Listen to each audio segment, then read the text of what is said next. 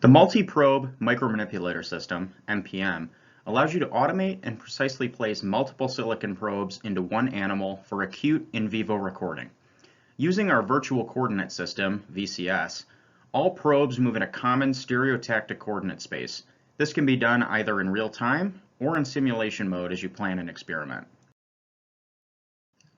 As our key customers and mentors began to use the MPM hardware and VCS software, we started to receive questions about how they can better plan trajectories of their silicon probes to target regions of the brain that they wanted to explore. Key questions would come up like, I know the region of the brain I want to explore, but how do I get there? And how will I know when I'm there? The integration of the MPM system and VCS software with trajectory planning and data acquisition apps will enhance the capability of each system. We're thrilled to be sharing some details about this ongoing project with hopes of deploying it for beta testing in early 2023. Trajectory planning tools like the Trajectory Explorer or Pinpoint apps will allow the probe location to be available in a 3D brain model, visualizing the probe as insertions progress. Meanwhile, data acquisition apps like the Open Ephys GUI, SpikeGLX, or Allego will display the brain region and channel depth. This integration allows you to simulate, plan, execute, debug, and repeat your experiments with much greater accuracy. Simulating an experiment helps you predetermine your hardware settings, so you're not wasting time in the lab arranging and then rearranging hardware. This includes the height of the MPM platform top, which you don't know for sure until all your probes are set up. This simulation is even more valuable used with trajectory planning tools, letting you pick the probe's insertion path with the start and stop coordinates required for the probe to hit a target brain region. For example, a researcher knew where to start and stop recording, but you can't just go to that place within the brain other than in a simulation. When we set up the probe's trajectory in simulation, then did a negative insertion, it let us find a place outside the brain that would be a safe start point for that insertion. You can do this for multiple probes simultaneously and plan an entire insertion path right from your PC. To establish stereotaxic coordinates for the experiment, a calibration is required by registering bregma and lambda. To receive predetermined hardware settings, that calibration must be completed in the VCS simulation mode using our built-in calibration block.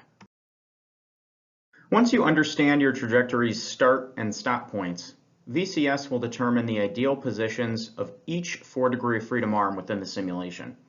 It will determine the appropriate polar angle, or azimuth, meaning the position of the manipulator on the platform, the pitch angle, or the elevation of the arm height, as well as arm length. After your VCS inputs have been calculated and updated, you need to establish the stereotaxic coordinates for the live experiment. This is done by calibrating each animal by registering bregma and lambda using the provided alignment probe as shown in this example. This calibration will likely show slight differences from the simulation, which may require minor tweaking of the physical setup.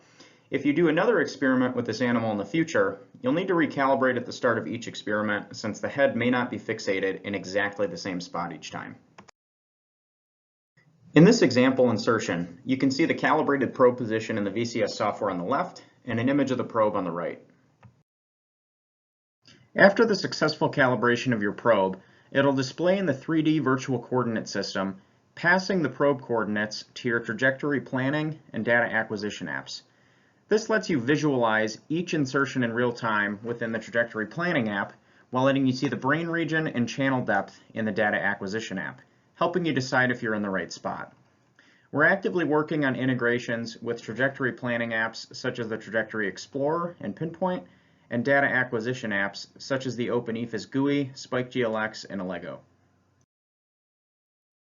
In the Trajectory Explorer app, for example, a new window will open alongside the VCS software that shows the progress of the probe through the Allen Institute's 3D Brain Atlas called the Common Coordinate Framework, or CCF. With the Trajectory Explorer app, the probe location in the CCF brain model will be visible as insertions progress.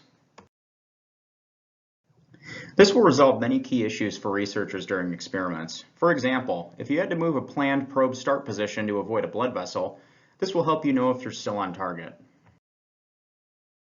Integrations with data acquisition tools, like this image from the Open Ephys GUI, allow you to compare real-time acquisition data to each probe's position, based on your MPM coordinates. Live heat maps allow you to visualize brain activity, making it much easier to understand which neurons are firing at each point in time. This will again resolve key issues during experiments. For example, if you're seeing different types of activity than you expected in a particular region, such as spike amplitude or spike rate, this will help you identify if you've missed your target. Or, with a 4-shank probe with 384 recording channels, you can better identify which subset you should monitor at a given time. This positional feedback will allow you to make better, faster decisions during experiments and resolve many questions that have traditionally been quite challenging to answer in the middle of a recording. In summary, the incorporation of real-time stereotaxic position data will lead to more accurate electrode placement and more scientifically valuable recordings. Contact us for any questions or if you wish to be a beta tester in 2023.